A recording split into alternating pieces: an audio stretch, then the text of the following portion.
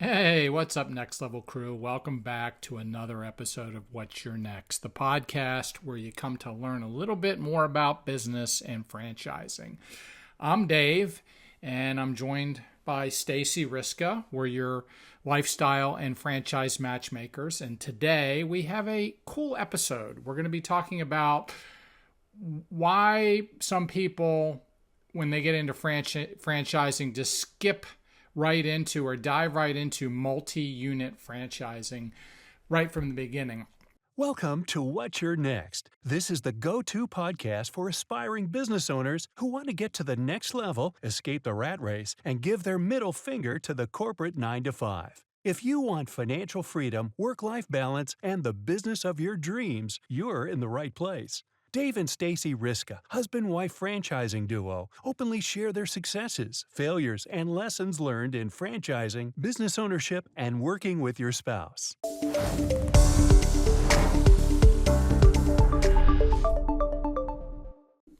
We're going to explore the motivations for that, what it takes, and why becoming one is one of the most powerful things you can do when you acquire a franchise. Mm-hmm.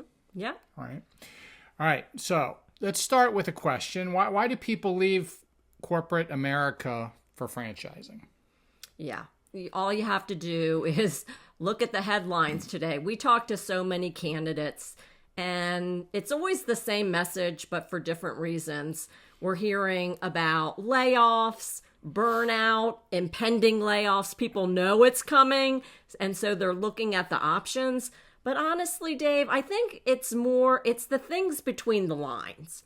These people, they're missing family time. You just sense like now they're mandated back to the office, and so they have less time with family. They're forced to travel. They're forced to go into the office.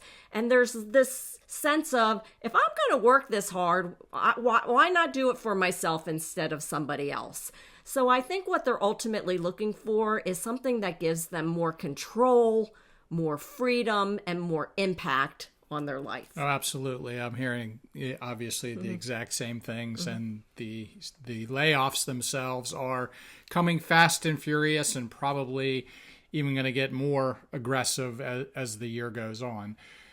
All right, so a lot of people coming out of corporate America looking at franchising. Why would somebody want to look at a multi-unit purchase or acquisition versus just a single one location when they're looking at franchises? Right. So most people who are starting the process of even exploring franchise ownership may not even know what that means. So let's back up a little bit and do franchising 101. When you invest in a franchise, you're buying a territory, the rights to an area that you own, you dominate, you have the right to service that area. No other franchisee can come into that territory. So when Dave's talking about multi-unit ownership, that means that you have multiple territories. So many of the candidates that we talk to, they're excited about business ownership, but they may not have necessarily thought about multi-unit, which can be a great strategy because if you're going to own a business in your area and you're thinking of growing and expanding, well, by the time you do it, somebody else might have already come in and put their stake in the sand. So this allows you to put the stake in the sand, own multiple territories out of the gate, but yet you're not starting a new franchise every single time. So you get economies of scale. Right. You're just paying the franchise fee for the additional territory. Right. The efficiencies are just phenomenal when you acquire multiple territories at the same time that are adjoining. Right. Just because you don't need, in most cases, you don't need to have an office. If you do have an office, if it's a type of franchise that requires some type of an office, you don't need three. Right? You only need one if they're adjoining, but if they're in different parts of town or in a different county, then that's a whole different story. So that's one of the best reasons to consider when looking at multi-unit franchising is that you're acquiring the opportunity for economies of scale and efficiency. Okay, so we now know why multi-units are a good opportunity. Who would be a good fit, do you think, for this type of multi-unit business ownership? In general, a good multi-unit owner is somebody who has strong leadership skills or a sales mindset, who can really build a team. Because as you grow and expand into additional territories, your goal should be actually to step more out of the day-to-day, bring in a manager who then is working in the business, and you're more working on the business. So that requires somebody who can build a team, manage, high level culture, getting the right people in the right places, and then just managing the metrics. Right.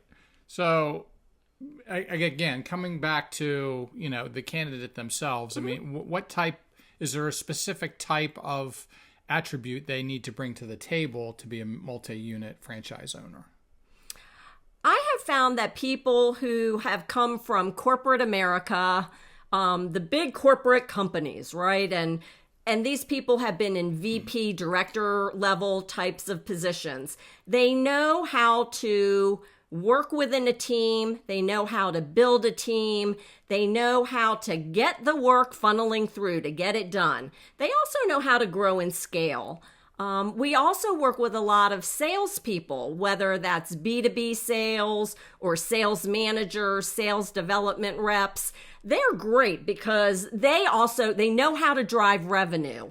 They know how to lead a team, to build a team, to get them in a sales mindset. So those are two kind of people I find do well in franchising. Yeah, and that makes sense. I mean, but the reality of it is that, you're acquiring a franchise and you're acquiring a system, right? So really anybody could make this happen. You don't necessarily have to have those skills. They just come out with some skills that you may or may not feel you have yourself when you acquire a franchise, but because you're getting a proven system, you can get help from the franchise to, push forward through some of those types of things that if you're not, from the corporate environment as a director where you've managed a lot of people before. We've seen plenty of successes where the person running the multi-unit franchise was not from corporate America and had no real background as a manager. I think a great example is ourselves.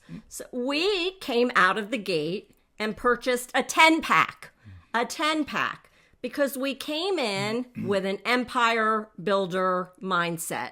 We knew that we wanted to own and dominate the Washington, D.C. area. We didn't want another franchisee coming in and being in our territory. But we started small. We started with one. But as Dave was alluding to, because we came in with a big multi-unit purchase, the franchisor was more vested in us. They were helping us. They were giving us additional support. They wanted to see us grow and expand because it helps the brand. Absolutely, absolutely. So then my next question was, can you give a real world example of this, from some of our candidates? You've already shared our story. Is there anybody else that comes to mind that came out and bought a multi-unit franchise, maybe that you weren't expecting to, maybe something like that, just for... Yeah, absolutely. And we just recently did an interview that perhaps you can put in the show notes, but we worked with a candidate who traded the corporate boardroom for a tool belt. And so this candidate decided to leave the corporate world, kind of saw the layoffs coming and decided he was going to take control of his future, and ended up in a handyman concept, but didn't start with just one.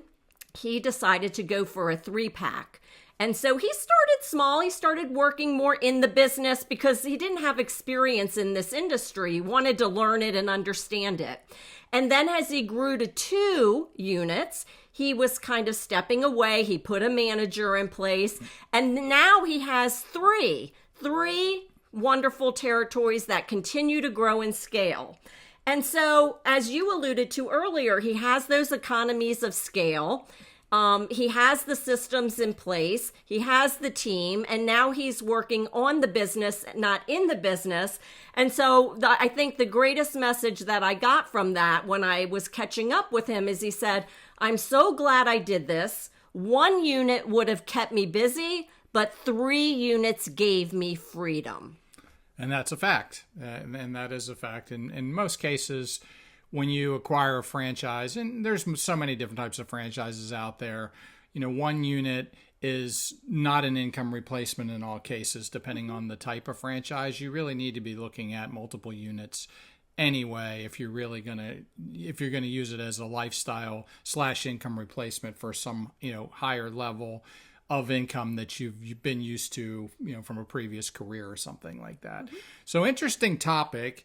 Multi-unit franchising is super powerful. We highly encourage those of you looking at franchises to consider multi-units right out of the gate, just because if you don't scoop up some of those territories that are nearby and you do outgrow yours, you're going to be looking at acquiring territories that can be, in another area, which can create challenges. Number one, it can require offices, it can require multiple managers, just much harder to manage in a lot of cases. So the multi-unit franchise from the beginning makes a ton of sense from an efficiency and economies of scale basis. So thank you for joining us. I hope you enjoyed this episode today of What's Your Next on multi-unit franchising.